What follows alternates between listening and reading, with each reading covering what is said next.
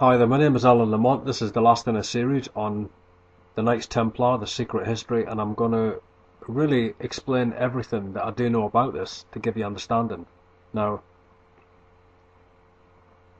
there are so many organisations involved in the New World Order that it's very difficult for people to get to the real conspiracy because there's so many front organisations. Now, the Templars are the crown. Let me explain that. They are the crown. You have three cities that govern the earth. I reveal that in a lot of my work. You have the Vatican city-state, which is the crown corporation of the Vatican. Then you have the District of Columbia in Washington, D.C. That governs America. It's a sovereign city-state, separate from the Constitution and the Congress and the governors and the presidents. It's separate from any form of government in America. That's Templar Crown territory. Then you have London. You have the Crown Inner City Corporation of London, ruled by the Temple Bar, of course, from the Temple Church territory of the Inner City of London. That's the structure here. But when you look at Britain, Britain is still an empire. It's not a commonwealth. Look at this picture here of the flag of Great Britain. Templar Red Cross. And it fits exactly into the Babylonian sun wheel at St. Peter's Square at the Vatican, around the obelisk of Nimrod.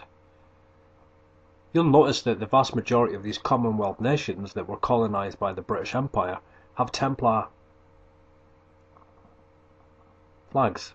You say, well, that's because they were under the sovereignty of the monarchy of Britain. Not so, because it covers the entire area of Europe. You know, the vast majority that were not under the power of the crown have also Templar crosses. The Templars controlled the whole Civil War in America. When you understand the Templars of the Jesuits, it makes sense. Behind the monarchy, you have the Inner City Corporation of London, and that is ruled over by the Jesuit provincials, not the Lord Mayor. There's two Lord Mayors. There's the Lord Mayor, obviously at the moment, you know, Boris Johnson. But then you have the Mayor of the Inner City Corporation of London. He doesn't control it. He just is an overseer and administrator of all of these liver companies and all of these guilds and all of these Masonic groups that are at the top. And the reason why they're created is really a firewall. It's just to make sure that no one can, you know, have any power, because they are the ones that appoint the leaders in Parliament from various universities called the London School of Economics. They really oversee the political system in London itself.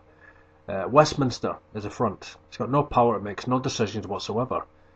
It's the Jesuit provincials that govern the Inner City Corporation of London.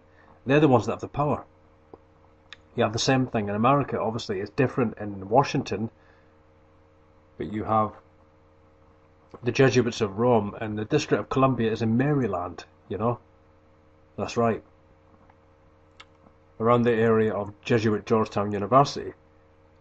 And so the Jesuits control the CFR. You do have shadow governments in every nation. For instance, let me go back to America very quick. You have the Royal Institute of International Affairs.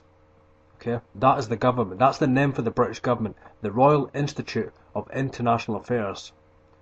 But of course, the royal monarchy, the bloodline, the Saxe-Coburg British bloodline, does not control the Royal Institute of International Affairs from Chatham House. It's the Jesuit provincial. That's his government. That's the government of the United States. Not Westminster, not the House of Lords, and certainly not any cabinet of any puppet prime minister in Great Britain. Next we have America. You have the Council on Foreign Relations. That's the government. That's the shadow government. That's the real government of the United States government. And they just bring their high masons and their Jesuit alumni into public office to be vice president, president. Really, they're just fronts, really, for the Jesuit government, really. But understand the Templars. Understand, don't get confused with that. Just understand that they are Knights Templars. That's who runs the world. That's who's in control. Very clearly. I mean, all you have to do is look at pictures of the coinage of the Knights Templar. I'll put a picture on here so you can see this. And, you know, you see that they have the skull. And you see that even Francis, you know, Borgia, and even, you know, Ignatius Loyola are holding the skull. You see it in Nazi Germany. You see it in the Skull and Bones in Yale. You see it all across the earth, really. The skull is a symbol for the Templars. It's a symbol of revenge. It's a symbol of revenge. That's what it is. You know, it's a vendetta. You know, it's a symbol of revenge. They will destroy every government. They will destroy all resistance. They will be masters. They will rule over the world. So when they're holding that skull, they're really portraying, you know, their vengeance. But anyway, it's a sign of the Templars. That's why you see it on the Jesuit coins. You also have the IHS symbol on the Jesuit coins, and you know, obviously on the Templar coins. You see it there, long before the creation of the Jesuit order. But that is who rules the world. It's the Knights Templars. So I thought I'd bring these videos. I've done 3 now, and just to really explain to people exactly what is really going on, you know, and who's in control, because people get confused. They find out it's not the Zionists, they find out it's not the Masons, and they find out it's actually the Jesuits, under orders to their Black Pope, the superior Jesuit general, and then they find out that they control the monarchies and they control the Vatican knighthoods all through Jesuit provincials, and then people find out it's the Templars, and then they get really confused, you know, because the Templars are really the ones that are in control, and they do work with the Catholic monarchies. This is called the Holy Alliance. They've made that agreement. They can't resist the power of the Jesuits. They'll be assassinated, overthrown, the bloodlines will be wiped out. That's the way it is. History's proved that. History's proved that. And the Jesuits don't serve Rome. They don't serve the Pope. That was just diversion in order to receive the papal bull for the creation of the Society of Jesus. We see from the very beginning the Jesuits, you know, their intrigue and their espionage really to infiltrate the Vatican, control the cardinals. But of course, the papal bloodlines were working with the Jesuits. They had control over the conclave, and you know, they would elect the popes of Rome, and any that would defy them, they were actually removed from Rome, imprisoned, or just poisoned, really. So, you know, the conspiracy goes back over 1,000 years. People think the Vatican was destroyed a couple of 100 years ago. No, certainly not. Certainly not. There was always infiltration there by the papal bloodlines. There was always infiltration. But regarding the papacy, you see, if you destroy the Vatican, they all lose their power. The papal bloodlines have no power. That's right, they've no power. They receive the power through the Vatican. That's the truth. The Vatican knighthoods would lose their power, you see, because they hide under the cover of Christianity.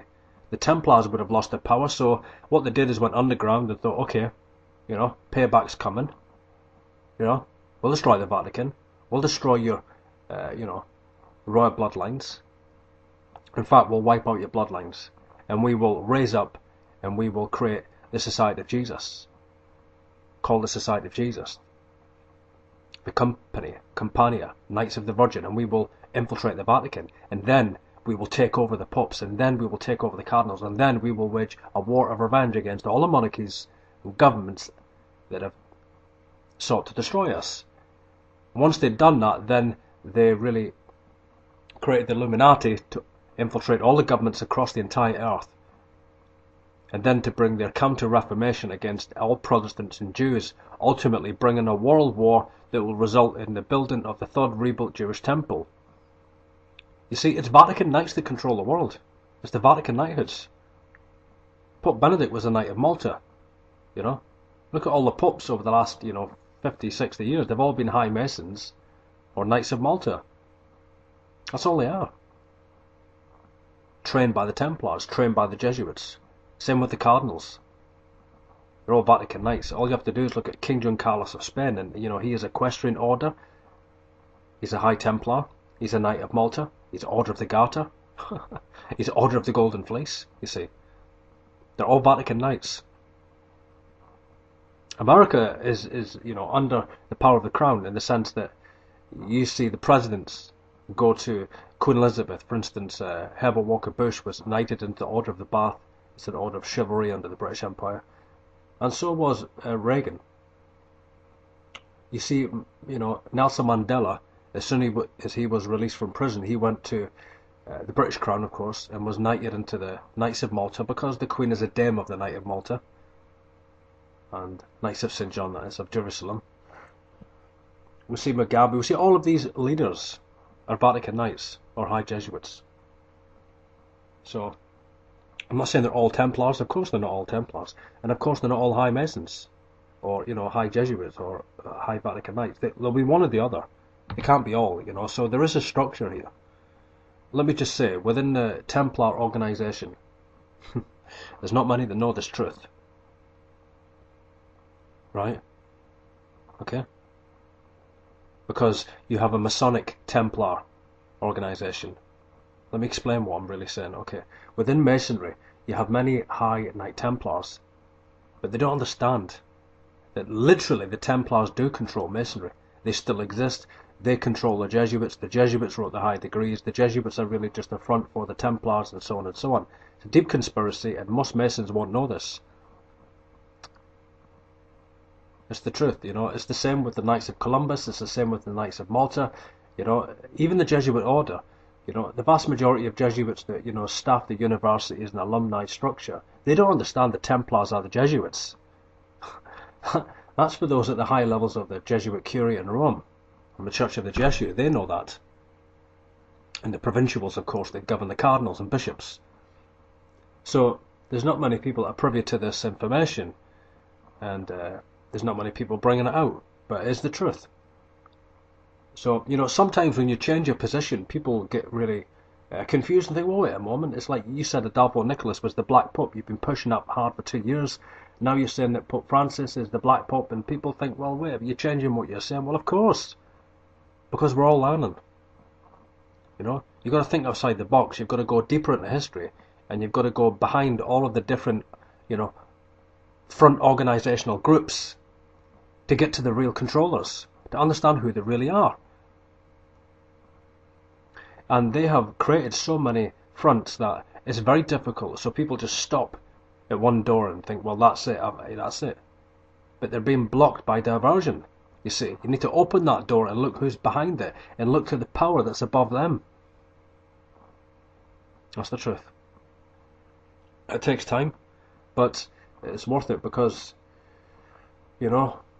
this conspiracy is being exposed on the internet, and there's many researchers that are doing this. You have Eric Jon Phelps, Craig Oxley, you have other websites known as the Babylon Watch, you have the Avenue of Light. There's so many of them, and each of them will go into a different area, and it's really an amazing thing that's taken place. This anti-Vatican movement is really, it's really turned a corner. It started to slow down about a year and a half ago. YouTube channels began to be shut down. Real big time suppression and attack going on from the CIA and NSA, really, against people that even had their own websites. There was just suppression. There was a smear campaign, on the internet, to smear those that were pioneering, leading this anti-Vatican movement. But recently I found that there's been another wave of people coming in, and people want to find out about the Jesuits, and people want to know about the Black Pope, and people want to understand. So I believe it's going to take off again. I believe there's going to be a second move, a second wave come through the anti-Vatican movement. But this time it's going to reach, thousands upon thousands more people. And there's people that God is raising up. There's people that are, awake. Let me just say, I don't just look at things at face value. Like Adolphus Nicholas, I thought, well, he's the Black Pope. I thought that for a long time. But when Pope Francis came along, it was obvious that, here's a man who's not just the Jesuit provincial. This man is the Jesuit general. And I won't explain that now, because I've explained it in other work. You can look at it in one of my videos called The Black Pope, My Revelation. I explain how I believe that Pope Francis is the Jesuit general. But conclusion, the Knights Templars are the Jesuits. They are the Illuminati. They're all one group. All one group. And they control all governments through the Crown City corporations. And everyone below that is just low-level operatives, low-level conscious conspirators like the Zionists and the Masons, and all of these low-level groups like the Bilderbergs and the Club of Rome, they're just merely put out for diversion, to divert and deflect attention away from the Templars. They control the Vatican. They control the one world government.